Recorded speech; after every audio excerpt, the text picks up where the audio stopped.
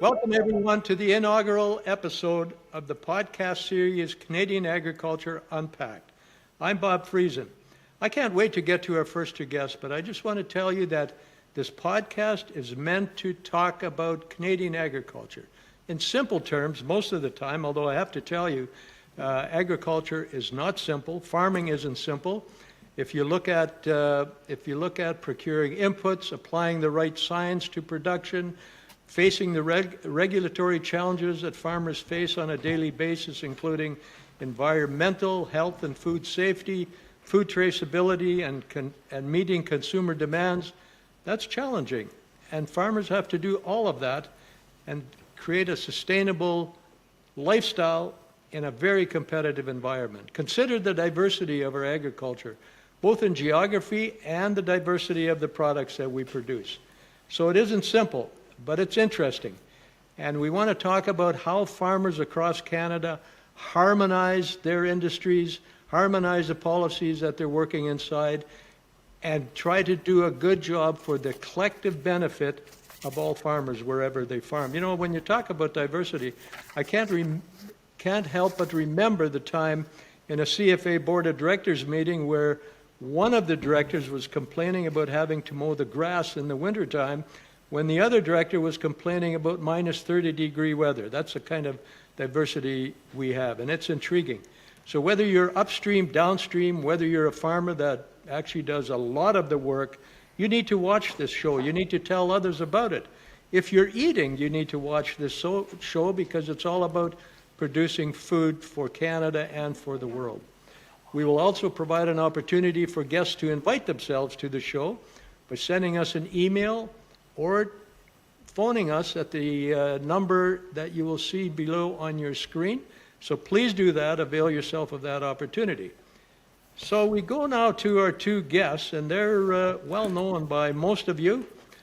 We have with us today Wayne Easter, who's a former dairy farmer, former president of the National Farmers Union, former member of Parliament, a longtime member of Parliament, former Solicitor General, and most recently, before he retired as a distinguished member of Parliament, he was chair of the House of Commons Finance Committee, Mr. Wayne Easter. As well, we've got Jack Wilkinson, who's the former president of the Canadian Federation of Agriculture, former president of the International Federation of Agricultural Producers, today known as World Farmers. He was a former president of the Ontario Federation of Agriculture and currently a director on Canadian Cooperators.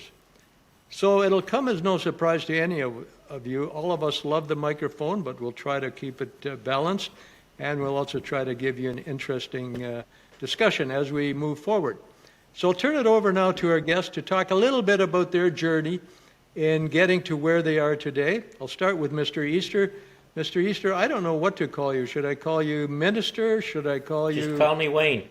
Call you Wayne. Okay, Wayne, can you go forward, move ahead and tell us a little bit about your journey? Well, you know, I graduated from Nova Scotia Agriculture College in, I think it was 1971, and came home to farm. Got involved in the farm movement in the National Farmers Union, actually, first as a youth president, and then was involved and eventually went up to president. But I would say this, and it's the same thing in the Federation of Agriculture, I'm sure.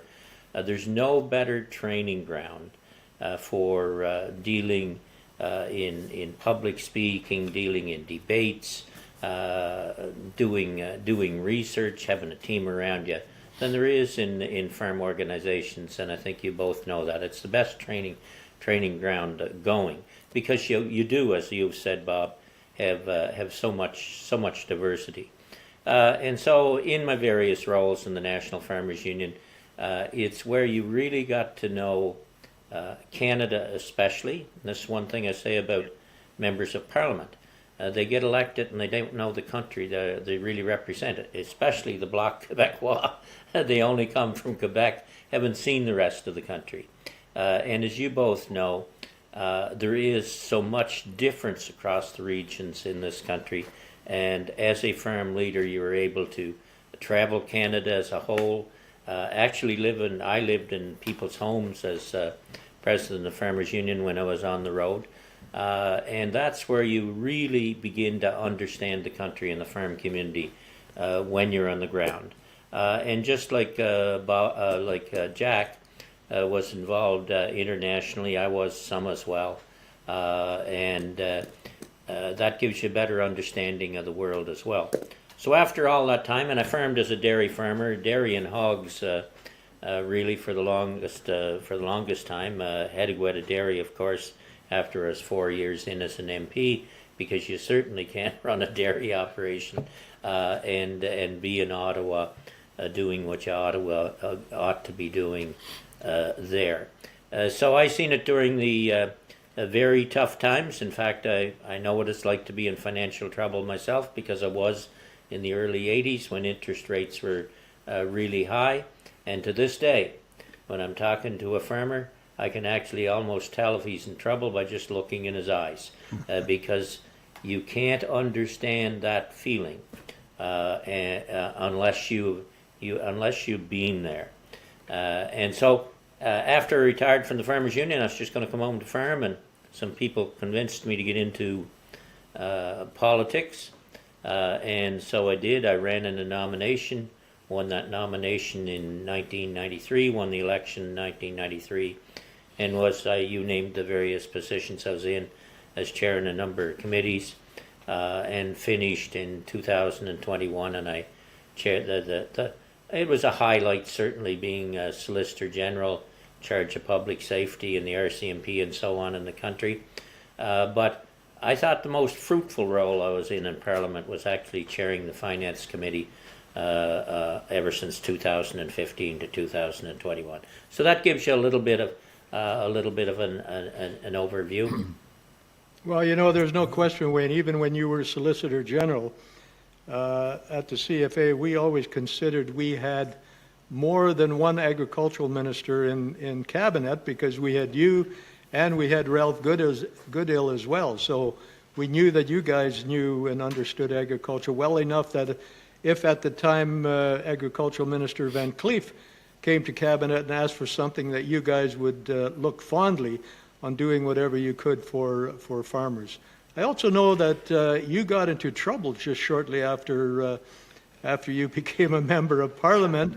You circulated a white paper that the department had written about what to do if we lose supply management, but perhaps that's a discussion for another day. We'll go to Jack. Jack seemed to be president of everything he did, although we do know that at home, his beautiful wife Julie still considers herself to be president. But Jack, go ahead. Talk about your journey a little bit. Well, thanks, Bob. I grew up on a farm and went away to university, and then became a military pilot for a number of years. Came back farming in '79, which was really just the beginning of the extremely high interest rates.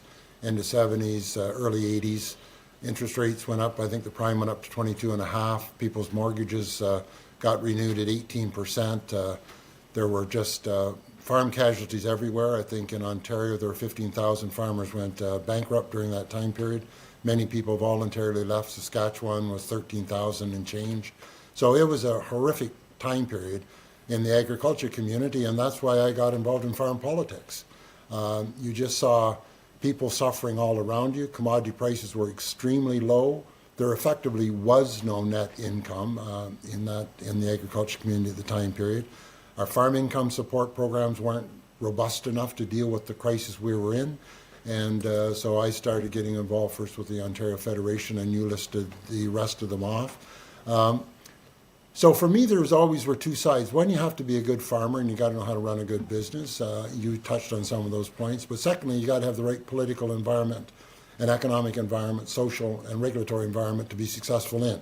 And that requires all the bits and pieces that I'm sure you'll talk about in the show, from trade policy to all sorts of other policies. So we really need active farm organizations to lobby on behalf of the farm community, do the grunt work in the farm community to find out what works and what doesn't work, so we know what we're asking for. I kind of, when I first started, I always thought there was somebody really smart in Ottawa who knew exactly what was going on, and so therefore they would guide us through all this stuff. And I spent many years going up that food chain in Ottawa, and I never found anybody that was smarter in Ag Canada than there was in the farm community. So my point is only to be, we've got to do the work, we've got to do the thinking, we've got to get the plans together amongst ourselves and all the commodities and regions of Canada, or you can hardly expect the federal government to do the right thing when they're putting programs in place. So we will always need strong farm organizations. They're a great learning place, but they're also a very effective lobbying organization, and it's required. If you're only 2% of the population, you really have to have an efficient machine to lobby for what you need for your agriculture community. So it's great to have you on here, Bob. Yeah, you talked about all the various challenges that we have in agriculture, and you're right, it's too much to cover in one show, and we will get to them eventually. But you're certainly right. There's an awful lot that farmers have to deal with. And you talk about, well, working with people in Ottawa. You're absolutely right there too. And there's a saying that says that there are those that know, and they're good to work with. Then there are those that don't know, and they know they don't know, and you can learn with them together and have good discussions and good debates. But then there's those that don't know, and they don't know that they don't know. They're the problem. And yet they also always seem to want to get involved in developing policies. So thank you very much for that, gentlemen.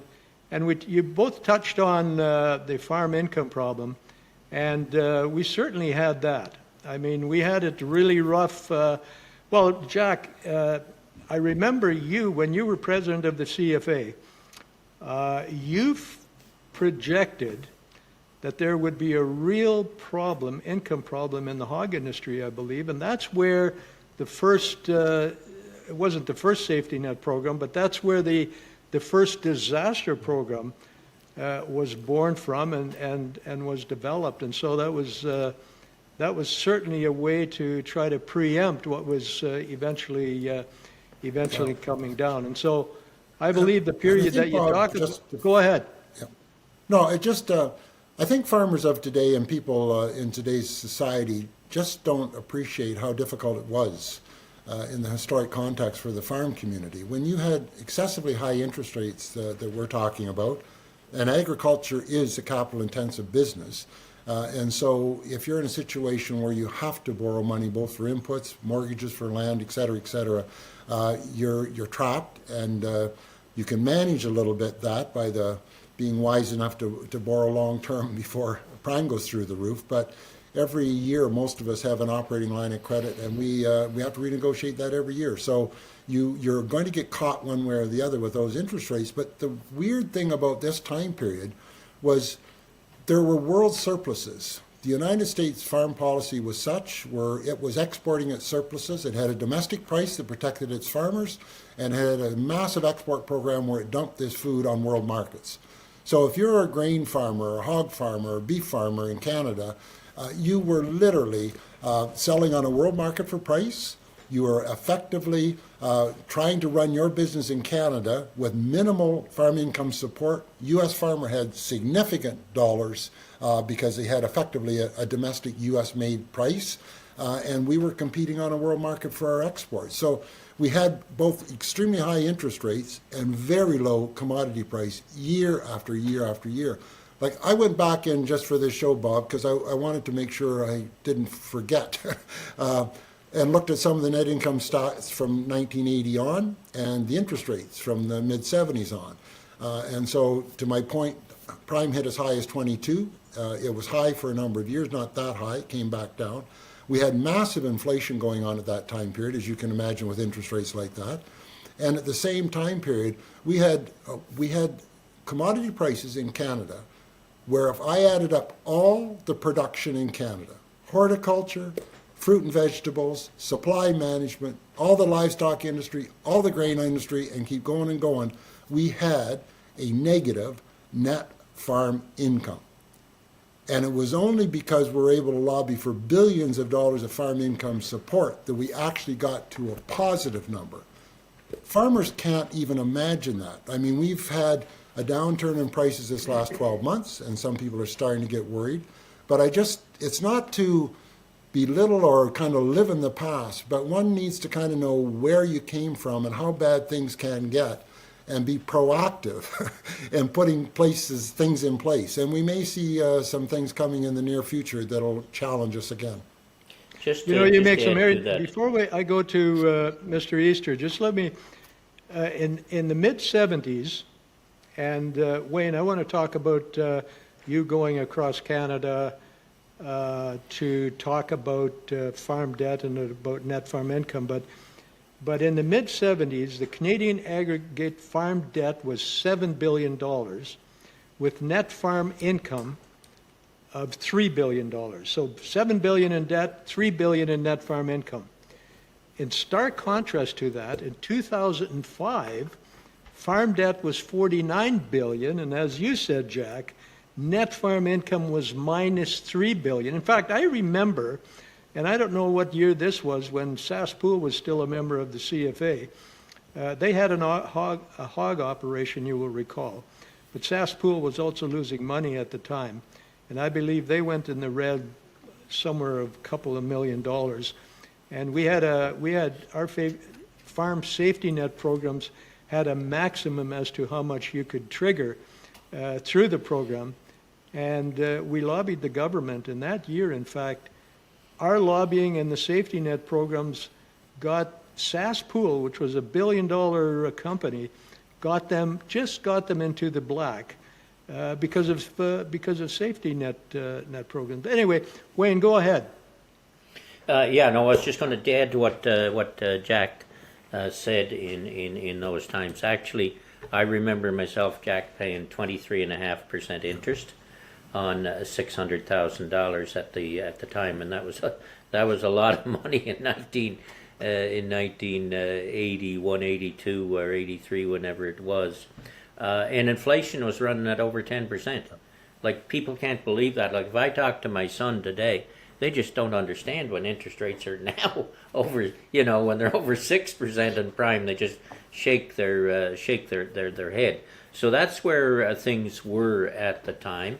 And when those original loans were taken out, they were at a much lower rate, and so all of a sudden rates just went up, and here you're caught in a crash front. The reality on the ground in those times, and Jack explained it well, with many people going under. There was the penny farm auctions in Ontario, in which farmers themselves came together to try and save the farms, and a lot of pressure went on Eugene Whalen, and to his credit, he put in the farm debt review boards, which helped in many cases. And we set up in the Farmers Union because the suicides in the farm community were the highest of any occupation in the country at the time, hired in police, etc., etc. And we set up, I forget what they were called, they were self-help lines actually, where we had people, and then they were set up across the rest of the country by others, but somebody could help, somebody who you could talk to. And the strange thing about being in financial trouble is you're embarrassed yourself over it, and if it's known, then people will they'll see you and they'll walk the other side of the street. It's not like you broke your leg and they'll come over and say, "Oh, we're so sorry." People just didn't understand it, and that's how serious it was. People going broke, people just walking away from the farm, giving the keys to the bank, some committing suicide. Domestic breakups were just at an unreal high because the stress within the family in those kind of situations is so hard. So that was the reality of the times, and all farm organizations really, really worked hard to try and get policies in place to help the farm community. Because yes, the Minister of Agriculture understood, but a lot of others around the cabinet table, including the Minister of Finance at the time, didn't really understand the reality on the farm and the different situation that farmers are in. It's not like going down the road. You get in your car and drive down the road 5 miles to your business. Most farms live on their business, so it's not just your farm, it's your house, it's your livelihood, it's what you see every day when you walk across the yard in the morning. Thanks, Wayne. Jack, you have any more? No, I'm just saying like for me, the important point to remember these things is to sort of say, what do we have to do to create a viable agricultural industry? And much of that work has been done over the last 20-some years. There's just no comparison. When you look at the gross farm receipts in the last 5 years in Canada, I mean, we've just exploded agriculture. We look at the horticulture, the vegetable industry, what has taken place there in the last number of years. Canadian agriculture has done extremely well by innovating, hard work, and good policies. So it does show that if you're in a proper policy environment, you can turn that into a productive business that's employing a lot of people and really adding to the GDP in the country. And so that's all the context I'm trying to make. And it wasn't that the situation where the prices were so poor had nothing to do with the farm family in Canada. It wasn't like we were putting product out there that wasn't going anywhere. We still had a third of the world that was starving to death. It wasn't like this was just being taken to a landfill. This food was being used. The processing industry was getting this food at rock bottom prices. They weren't paying even the production cost of it. It was because of what was happening with the European Union and the United States on its foreign trade policy that just totally disrupted these markets.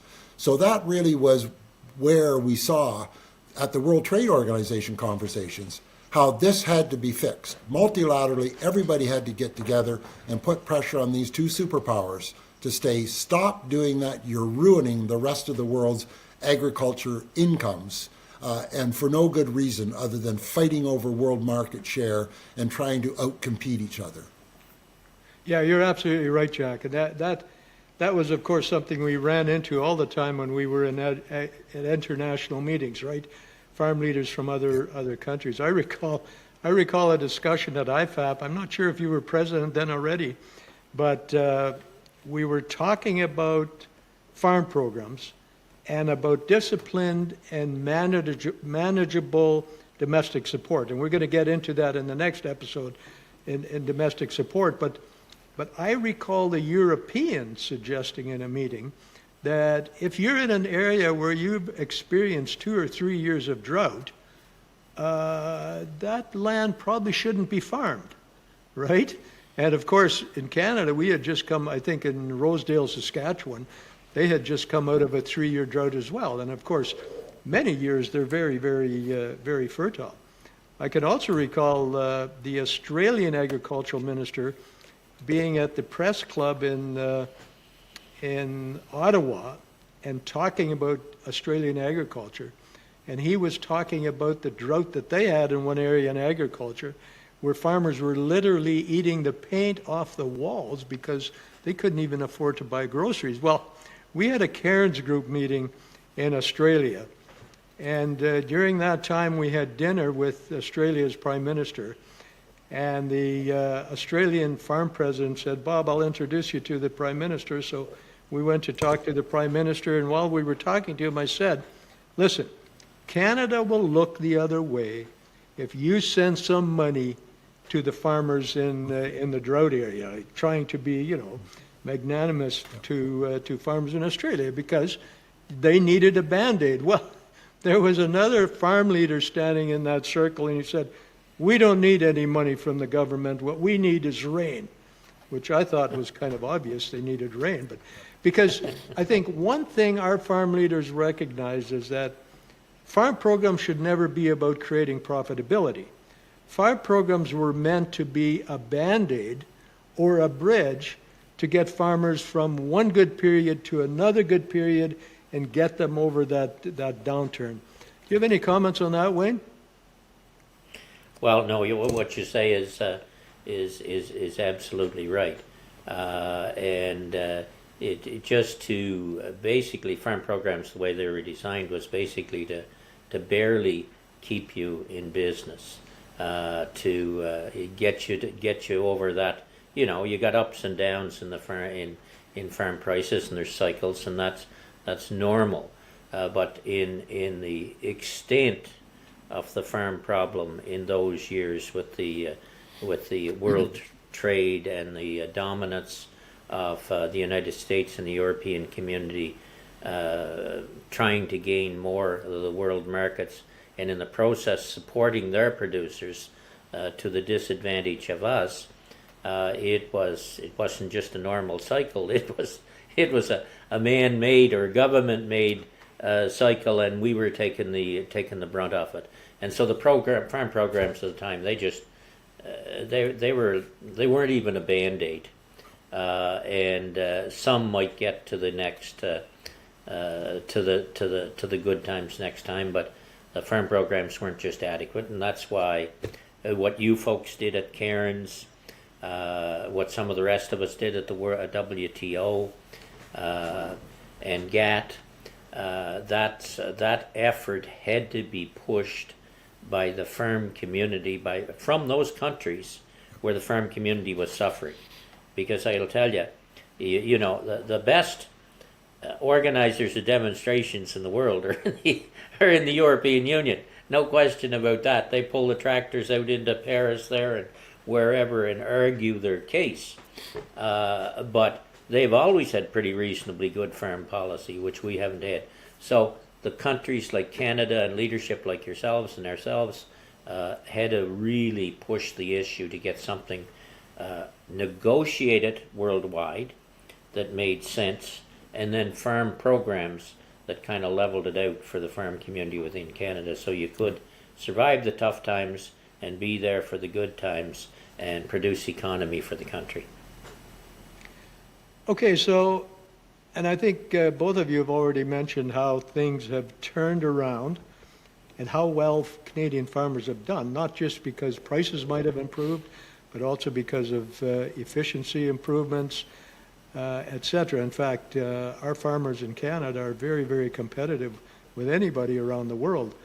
There's even complaints sometimes, well, the reason we have supply management is because we're not as competitive as U.S. dairy producers or poultry producers. I recall when I owned a turkey farm, our production coefficients were every bit as good, if not better, than anything they had in the U.S., as well as our production coefficients on our hog farm. It was just the production structure that they had in the U.S., where they had only one profit center, and it certainly wasn't in the primary production sector. But when we talk about turnaround, in 2023, the aggregate farm debt, recall now what it used to be in the mid-70s, but in 2023 was $146 billion, and the net cash income in 2023 was $25 billion. So what turned us around, gentlemen? Well, there's a number of things that turned us around. One, we started to have some very consistent, reasonable prices. And also technology came to agriculture in a really big way. So you had farm size change dramatically. It probably started first in the prairies from a grain production point of view, where large equipment was introduced. The way we farmed changed. We had problems, the three of us will remember anyway, where soil erosion was a huge problem in the prairies. There was a Senate hearing on soil at risk. I remember that very well. It was even a problem in southwestern Ontario on those light soils where the type of agriculture we had, we ended up with a lot of wind erosion, drifting, soil problems. So we dramatically changed the way we produced food. There was a lot of research done by Ag Canada, many equipment, many farmers, and we moved to zero tillage and minimum tillage. So instead of doing all this tillage and leaving the soil bare in the wintertime where it could blow around when the wind picked up, we left that stubble there. It held the snow, it held the moisture, seeded directly into it, conserved soil. So we had yields increase dramatically.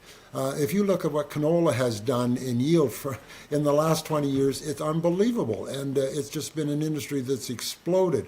And it was across everything. So our productivity went up, Bob. Technology allowed a farmer to farm many acres instead of a few. Same for the livestock industry and dairy industry with robotics. And so that really put an incredible demand for agricultural assets. So if I'm a farmer and I'm farming 5,000 to 10,000 acres in the prairie and a quarter section comes up next door, If I've had a few good years, I've probably got a little bit of money in the bank, and I'm probably going to buy that, almost regardless of the price, because it's close to my capital base, it's easy to transfer on the road, and you figure it'll work its way out. So we had a lot of demand for agricultural assets. We've had a few good years, and interest rates went down dramatically.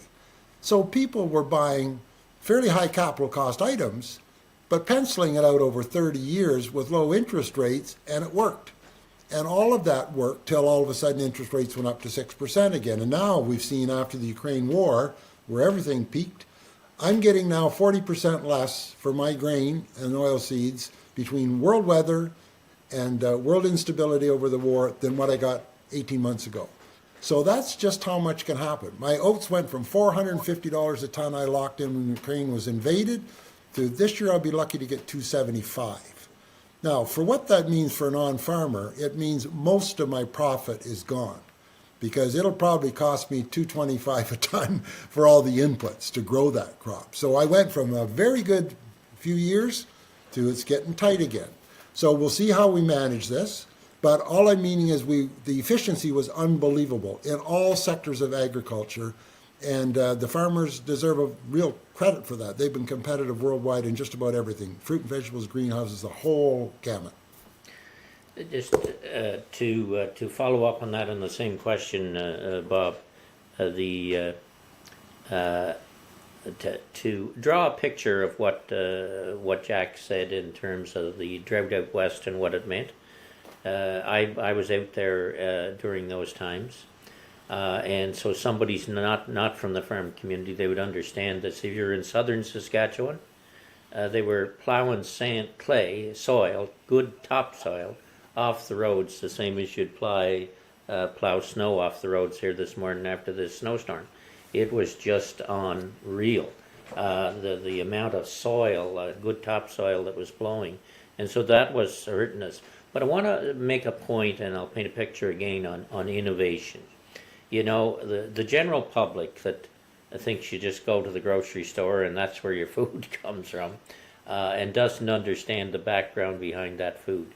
Many of them think, maybe because they read it in school in Dick and Jane books, but they think that farmers are basically grandpa and grandma with a pitchfork out there, and that's the farm.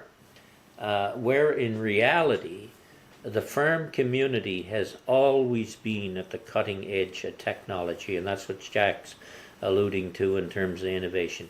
We have been there at the cutting edge of technology, whether it's computer feeding for dairy operations, computer grading and feeding for poultry operations, GPS on sprayers, on tractors, on harvesters, on you name it. In the fields and the cash crop and potato industry. So we've always been at the cutting edge of technology, and I think people have to understand that.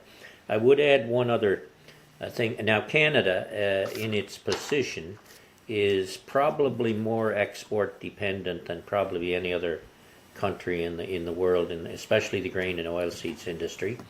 And we're a long piece from Tidewater. If you're in Saskatchewan, Alberta, and Manitoba, you got to get that grain over the mountains to Vancouver or Prince Rupert to get it out, or go the other way to Thunder Bay, and even in Ontario, you've got some distance to move products. So we've got those kind of disadvantages because we produce so much that we're export dependent in many crops, with the exception of supply management. Even in beef, we depend on exports to a great extent. The last thing I would add in terms of helping us get here, and I will give Agriculture and Agri-Food Canada credit on this, they were really big in one time in terms of agriculture research. I don't think they're as where they should be today, but take canola. That was a crop that really didn't exist other than rapeseed until good research by Agriculture and Agri-Food Canada. So they have improved our varieties so that we can grow them in a shorter season. They're certainly still working on drought resistant and these kind of things. So it's the research that goes in by both the public and private sector that helped us get to where we are today in terms the amount of production that we can get an acre on some of these crops we grow, or the efficiency in terms of nutrition, in terms of raising beef or producing milk or raising hogs or eggs or whatever. Yeah, you know, when you talk about research, a lot of the research now is proprietary research, right? So, so the transnational companies own the research results and what they, and then they basically sell it to farmers. But when it comes to precision agriculture, that has really reduced, as Jack mentioned, reduced input costs as well, right? I mean, you now move over your field with a fertilizer spreader or applicator, and a computer basically regulates how much fertilizer you spread on specific parts of the field. That reduces input costs as well. I can recall a farmer telling me that just going to zero or minimum till on his farm was saving him 60% of his previous fuel costs. So, so a lot of that work has been done. Go ahead, Jack. Well, and in addition, Bob, a lot of this activity started because of environmental reasons. The one that Wayne and I both mentioned was the huge wind erosion problem that kind of was big. It was obvious, and you knew you had to do something about it. And that innovated all sorts of equipment. Most of that equipment that John Deere and everybody else has around the world was built in farmers and small shops out in the prairies with some government funding. And then that equipment got bought up. I mean, John Deere wasn't that smart in the United States. It was a smart group of farmers who went from the coffee shop and worked in shops and refined this stuff and made equipment that didn't need tillage anymore. And when you don't need to till and you've got a relatively dry climate, you want to save all of that moisture for the seed. You don't want to work the ground at all. And so that was a huge plus. But let's even go further. Think about the farmer who doesn't have to go over the field so many times. They're not by burning any diesel fuel. They're lowering their carbon footprint in all sorts of ways. When I can put my fertilizer on so that I'm not wasting fertilizer, I'm lowering the emissions from nitrogen. When I can put a product on my nitrogen that slows down how it releases in the soil, I'm cutting my footprint on the on carbon dioxide equivalents by 30%. So all of these things are happening. So by having no soil erosion, that water isn't getting into the municipal water system, isn't getting into a lake. By having buffer strips that we have along any of our drainage ditches or creeks, that keeps, again, any nutrients out of the soil. These changes have all occurred in the sense of good management, but there were massive environmental pluses. So when you hear a farmer kind of complaining sometimes about you've got to make improvements, often their reaction will be, I've been making improvements for 20 years. I would like to get some credit for it. And that's a legitimate point, but we can even still do more. So we've been able to be better for the environment, create food cheaper per unit, and way more efficient than we used to in the past. And so these have been incredible step forwards and effectively, in my view, leading the world in our way of farming. Very good points. So we've talked a little bit about how we've moved through some dark periods, but also about some successes. But what would you guys say are one or two or three of the biggest successes in Canadian agriculture? Who wants to go first? Well, I already mentioned canola. That's a huge success in Canada. It's called the Cinderella crop, and that's a huge success. But I think all the things Jack said has led to overall success in terms of production capabilities, less risk to the environment, really cutting your costs in many ways. That's an overall general success. And I think something that's not on our agenda today, I don't think, but a huge success in terms of managing the market somewhat was the introduction of supply management in the dairy, poultry, and egg industries and turkeys. That was a huge success in terms of people not having to dump milk, get a reasonable return for the for the product that efficient producers produced and sold at a reasonable cost to consumers. That was a huge success as well. So I'd lay that out as a start. The other thing I wanted to add to what Jack said, though, is, you know, when I first started the farm, which was 1971, you know, you come out and you were using chemicals for weeds and so on. And the mentality at the time was, well, if I put on, let's call it half a liter to the acre of MCPA or whatever it was we were using, jeepers, if I put on twice as much, it'd be twice as good.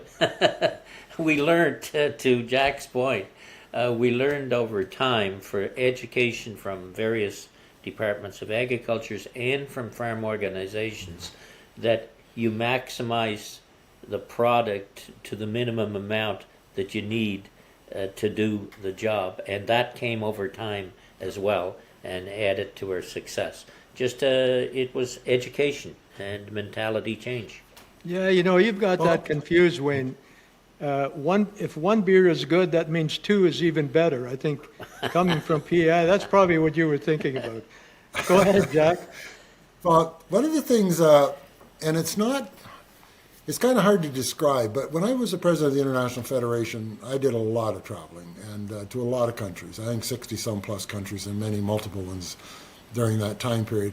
So, and every time you were invited, you were hosted by a farm organization there. You would talk to them at night. You talked to them in meetings.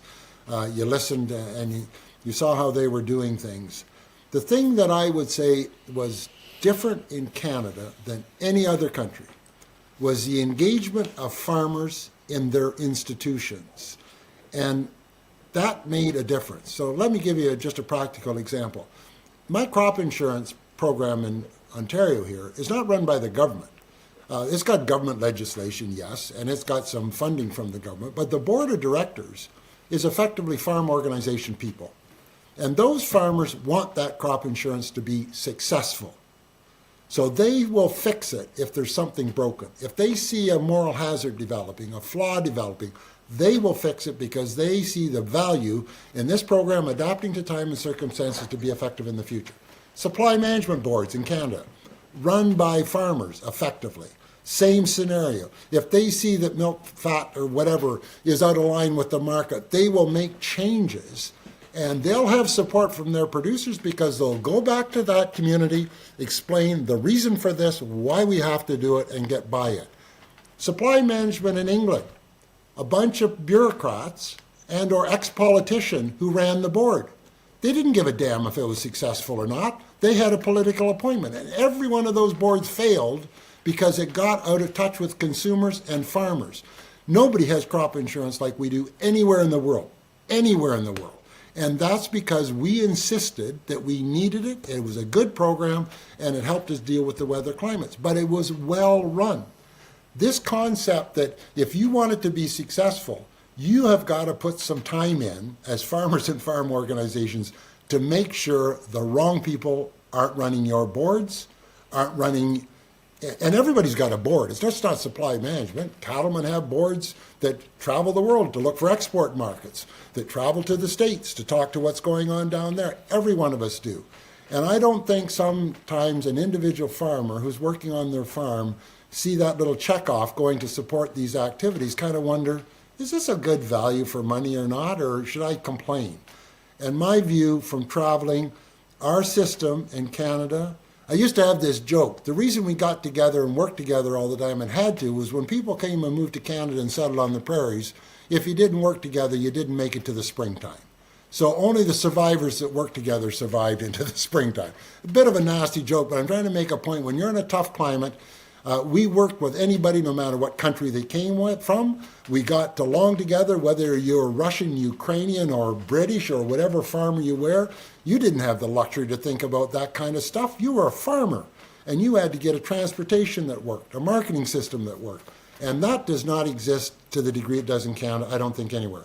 Australia may be close, a couple of other countries close, but that really made us different. It allowed us to innovate, allowed us to really challenge how to be successful and move forward. You make a very, very good point, Jack, and it really summarizes the discussion we've had very well. And you will recall also that when we met with farm leaders in other countries, the farm leaders themselves didn't really know the ins and outs of policy and regulation either. You will recall that I remember one meeting where the president of their organization said, well, we can't go into too much detail. We'll leave that to our staff. Well, in Canada, unlike other countries, the elected farmers were the ones that knew the details, knew exactly what's going on the farm, and the bureaucracy that we work with. We had some really good guys in the Sir John Carling building that wanted to work with us and accepted the things we had to tell them and were willing to learn from the things that we were telling them, and that's why it was so effective. The partnership was so effective. Wayne, I'm going to give you the last word. I don't think anything more needs to be said, other than to just emphasize the point that you just made. Farm organizations are critical from a number of standpoints. One, in terms of getting feedback from the farm community, direct feedback from the farm community through their various meetings they have across the sector, across all commodities. They're absolutely crucial in terms of working to get set up the various kinds of boards. You need to represent the industry in terms of the technical aspects, say, of supply management or whatever, ensuring that oversight is done and that the bureaucracy is in line with the intent of the program from when it was first developed. And finally, farm organizations are absolutely critical in telling and informing and proposing and lobbying provincial and federal governments in what needs to be done on farm policy for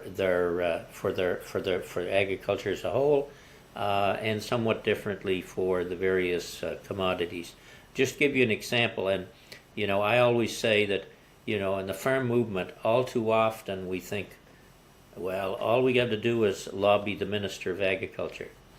And I've always maintained, look, no, Minister of Agriculture is quite often on your side, but there's probably 30 to 38 other ministers around that table that are in on the decision making, and we need to be lobbying those other ministers as well. When I first chaired the Finance Committee, the very first year, I said, we're going out and going to hear from the farm community. I made sure that farm organizations appeared across the country before the Finance Committee, and we had some recommendations, quite a number of recommendations actually. And so when I was having the meeting with the Deputy Minister and the Minister of Finance, just the government members in the committee were meeting, the Deputy Minister had the gall to say to me, seems to be a lot of recommendations from agriculture around here. Well, I said, it's about goddamn time, because there hasn't been any recommendations from finance in the last 30 years for agriculture. And it's one of the most important industries in this country, so I'm glad to see they're there. But that's what you're up against. And so that's the importance of farm organizations. And as Jack says, that checkoff, there's no better money spent than that checkoff to have your own people from your own industry represent you at every level and every pressure point that affects your industry. Thank you very much, Wayne. Thank you very much, gentlemen. It's been a great discussion. I look forward to having you on the next episode, where we're going to talk about domestic support and some of our machinations with trade negotiations. So thanks again, gentlemen. Take care.